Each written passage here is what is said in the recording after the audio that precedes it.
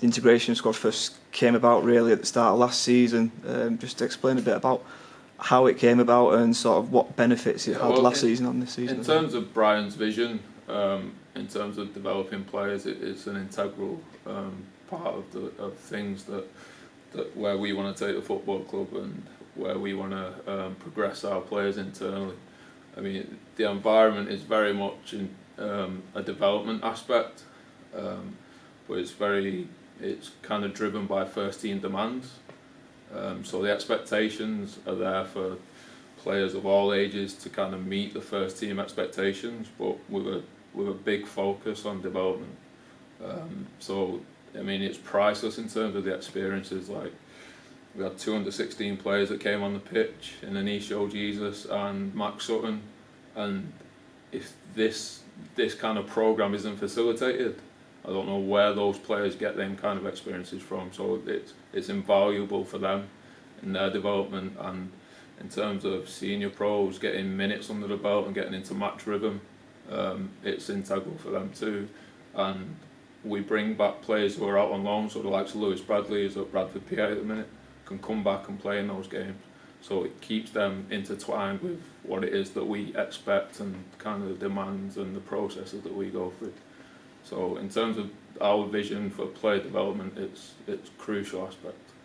I guess supporters will have noticed the integration squad most last season, 3 of the Central League Cup and the games that were played in that.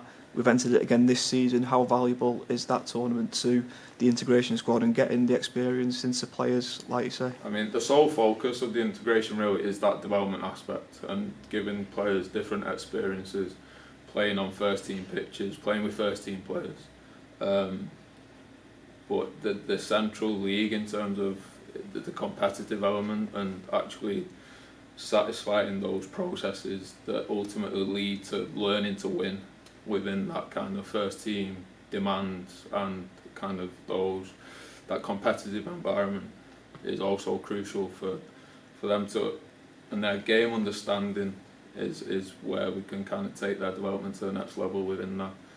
But it's crucial that they get used to our constants and are able to deliver and satisfy the constants and understand every single aspect of that. We're able to deliver it.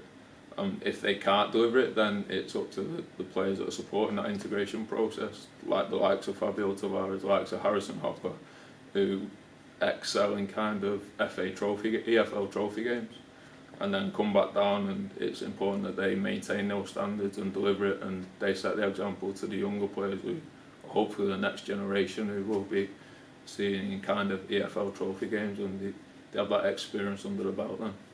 In terms of an example, let's say Fabio Tavares, is he a great example of how beneficial the integration squad can be? You know, we've seen him kick on again this season and feature in maybe more first team games than he might have done at this point last year. Yeah, absolutely. I mean, the experience is obviously a much stronger position for the experience that he's had through integration and through first team involvement last year, and it's kind of time for him to kind of pass the baton on in terms of, well, who's our next one? Who's our next one to then make that impact on the first team environment? So whether it be an Ethan Briley or it be a Kasper Miakowski, whether it be a Joe Dunn, that those players now grab the baton and the likes of Fabio can lead the way, and then hopefully the next level of player comes from underneath him, and it's a constant feed into that system and kind of developing those players. Yeah.